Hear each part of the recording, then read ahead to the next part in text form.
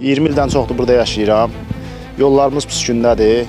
Hər dəfə özümüz düzəldirik. Elə böyük maşınlar girir, batırır, eləyir. Aidiyyatı qurumlara çox müraciətlər eləmişik. Adi taksi sifariş veririk. Məsələn, taksi bura gəlmir. 5 manatlıq yolu 20 manata, 35 manata danışır bizə. Uşaqlar da dərsə gedə bilmir. Gedəndə də gecikirlər. Palçıq olur deyənə, nə bilim, üst-baş pis gündə gedir, müəllim danlayır ki, bu nə gündədir gəlmirsən. Adi gedirik, məsələn, körpünün yanına bir qonağımız gəlir, oradan qarşılayırıq, özümüz aparırıq, nə ilənsə də axı.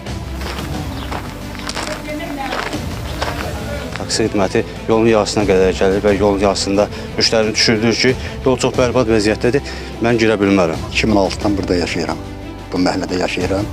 2006-dan bugünkü günə qədər, 2026-ya qədər hələ bir təşkilat gəlib deməyib ki, bu yolu remont eləmək, təmir eləmək lazımdır. Dəfələrlə özümüz təmir eləmişik. Biz təmir eləyəndən sonra su idarəsindən gəliblər, qazıblar.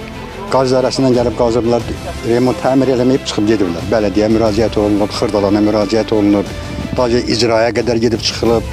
Ancaq xeyri nədir budur, gördüyünüz budur. Heç bir maşında gəlmir bura, şəxsi maşınlar da hamısı sıradan çıxır bir-bir, gedib kimə demək olar.